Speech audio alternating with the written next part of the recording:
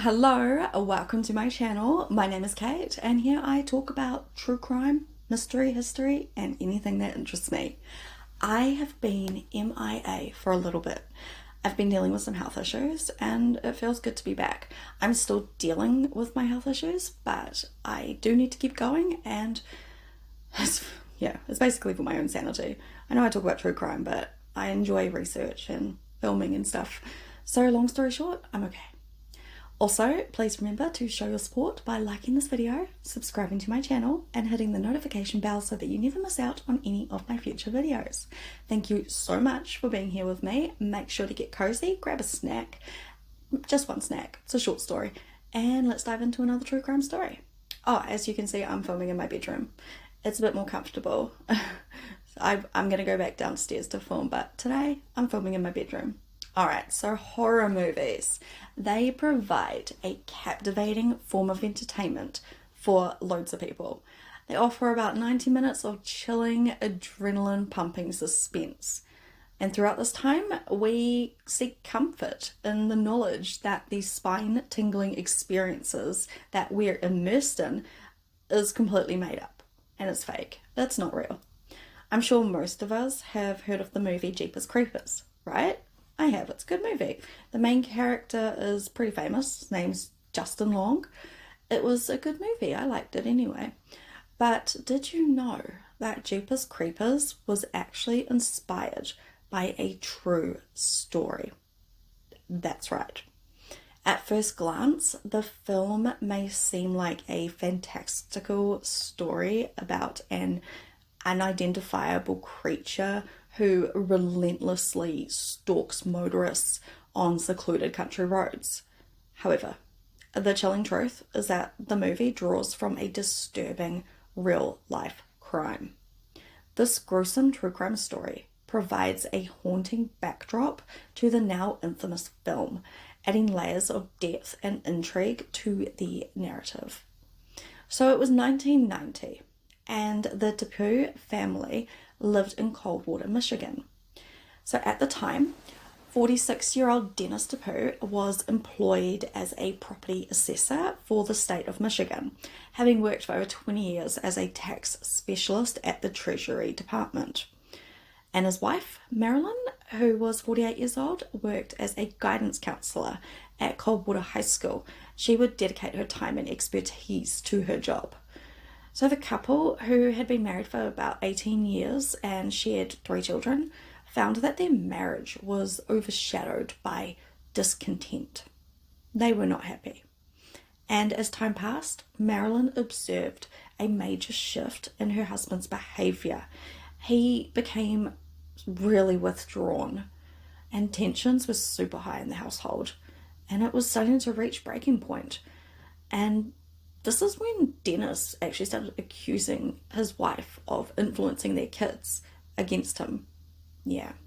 Their kids also noticed that Dennis was acting strange, and he started to keep his distance from his family. So Marilyn, she would often talk to her mates about how unhappy she was, and she shared with them that she wanted to end her marriage. This is something that she had been considering for quite a while, and in 1989, she finally took steps to make it happen. So Marilyn told her lawyer that Dennis was trying to mess up her life and not letting her do her own thing. He was super controlling and couldn't deal with the fact that their marriage was over. He just could not let go of Marilyn, especially after being married for almost 20 years. He tried to save the marriage, but they ended up getting divorced in December of that year. So Dennis, he was allowed to visit his kids every 2 weeks, but they didn't always want to see him. He was also allowed to use the guest house as an office, so they have a guest house on their property. But it seemed like he was using it to control his family. Marilyn then decided to change the locks on the main house, but even after that, Dennis still managed to find a way inside the home. One time, Marilyn actually came home and she found Dennis just casually sitting in the lounge. He was on the couch. That would have been quite scary for her and confusing, like how this guy just, appears in the lounge room. How did he get in? He's just casually breaking into the family home. Like, who does that? A crazy person. Then Easter came, Easter 1999, and everyone was having a really good time until Dennis showed up. So he was there to pick up the kids. It was, his time. And the kids didn't want to see him. They didn't want to go. And tensions got really, really high once again because their younger daughter, Julie, she did not want to go. She did not want to see him. She didn't want to go. And she kicked up a stink. And she blatantly told her parents that she did not want to go with her father, which of course caused the parents to argue a bit. Then it turned out that their son, Scott, he also did not want to go. So I'm going to assume that this would have made Dennis feel quite small and embarrassed to be rejected by his own kids. No parent wants to hear that their children or child would prefer, to not spend time with them. We love our kids, right? So it would hurt. But it doesn't need to be a massive drama. If the kids don't want to go, then they shouldn't be forced to, right? I wouldn't force my kids.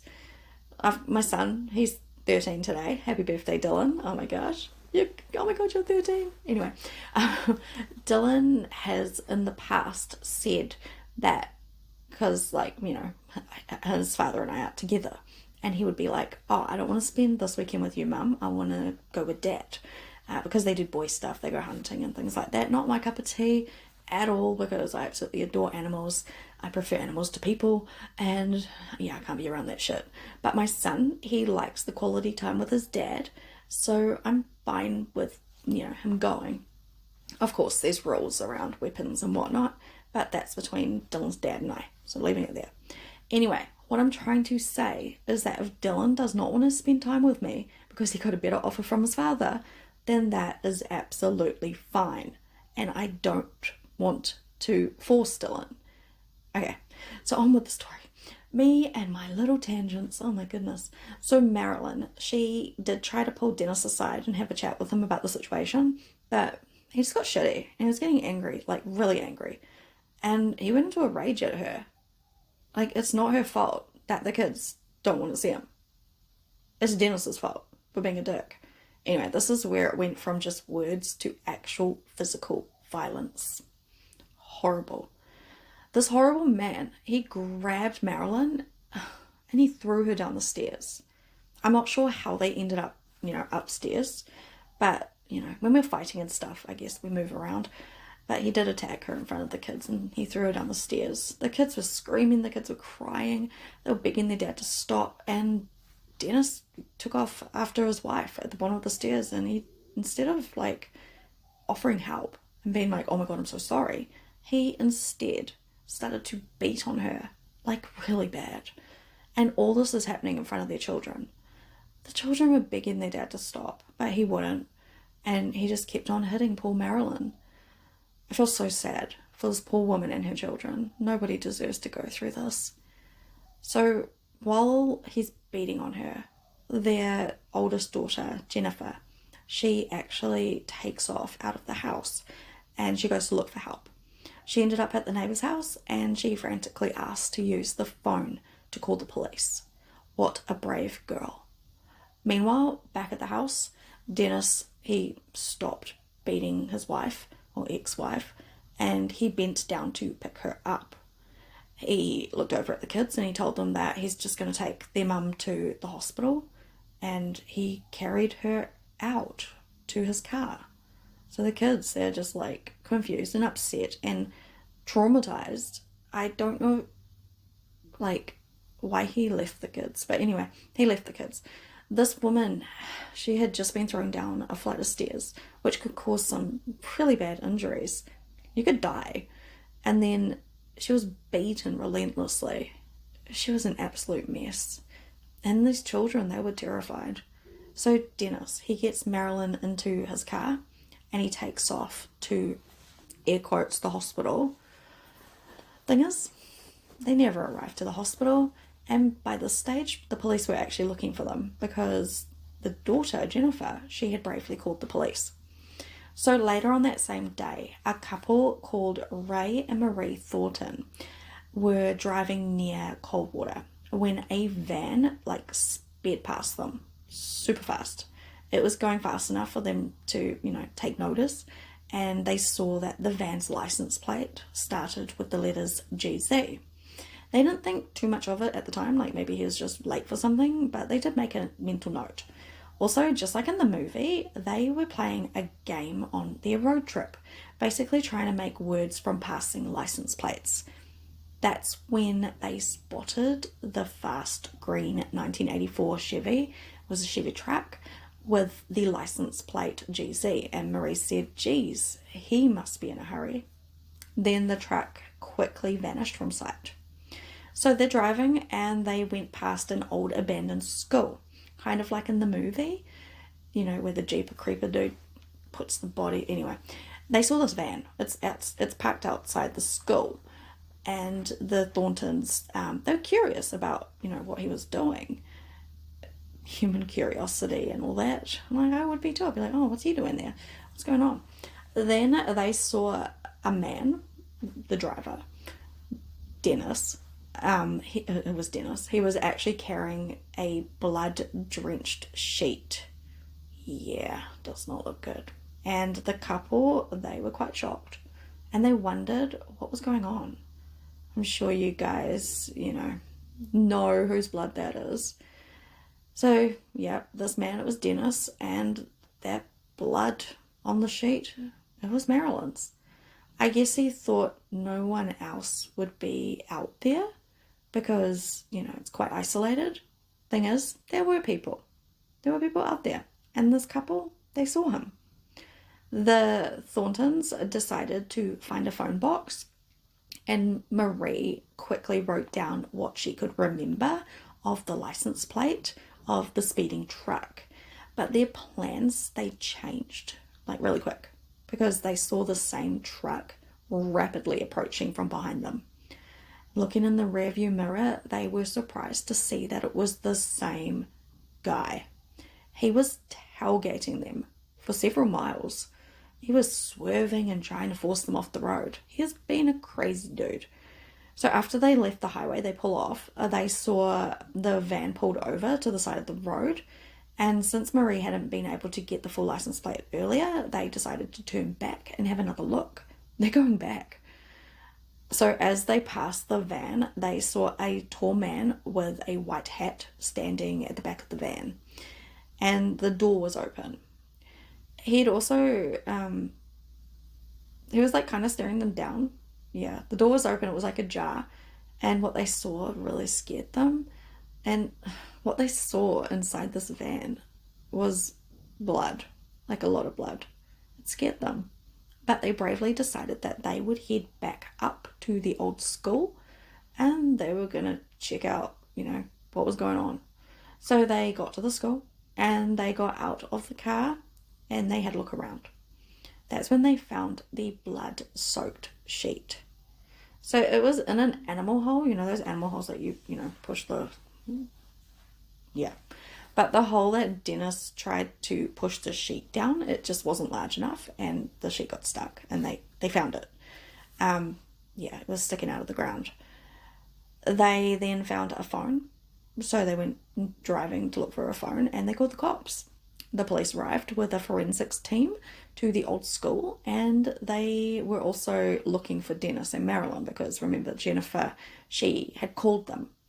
So police, they taped off the area and they started their investigation. They found tire tracks and a pool of blood. Later on, after tests were done, they discovered that the tracks matched Dennis's van and the blood, it was Marilyn's. Police were frantically trying to find Marilyn. They were hoping that she was okay and they needed to find Dennis. He needed to be arrested. They had, they had real hope that she was alive, but those hopes were shattered pretty quick because Marilyn was found the next day and sadly she was deceased. Her lifeless body was found laying in some brush next to a quiet road, halfway between her house and the old school. Poor Marilyn. She had been shot. Yeah, he'd shot her at point blank range. Horrible. Now her poor children, they need to be told. How horrific would that be? Not only did they lose their mum, but also their dad. Because, he's got to go to jail. Poor kids. Poor Marilyn. So the police, they still didn't have Dennis. He went on the run, actually, for a little while. Apparently, he wrote a bunch of letters to his friends and family members in the days that followed his wife's murder. The letters were basically him rambling on about how hard done by he was and putting the blame on Marilyn. He tried to justify what he did. There were 17 letters, actually. He sent 17 letters rambling on, and they were sent from all different states. This guy went on a mad road trip. The letters had postmarks from across East American states, including Virginia, Iowa, and Oklahoma. He was trying to justify why he killed the mother of his children. Yeah, you can't justify that. So in these letters, he's just going on and on and on. There's no justification for his actions. He's a horrible excuse of a man. In the letters, he expressed his frustration about the divorce, and in one of the letters, he mentioned that Marilyn had loads of chances to treat him fairly during the divorce, but instead she prolonged the process, deceived him, and lied to him. Dennis felt like he had lost everything that was important to him, like, his wife, his children, his home, and he believed it was too late to start over. That is no excuse to kill your ex-wife, Dennis. Now, these poor children, they're orphans. Did he think about that? Probably, but I feel like he's a narcissist. Anyway, a few months after Marilyn was killed, Dennis sent another letter. Yeah, he was still on the run after a few months. Police hadn't found him. And this new letter, it was a hefty 13 pages long, 1-3. Filled with biblical verses and more of his ramblings. That was the last letter that anyone received from him. So some time went by, and a woman called Mary, she arrived home. This woman, she lived in Dallas, Texas, and it was the night of March 20th, 1991. This was a year after Marilyn was killed.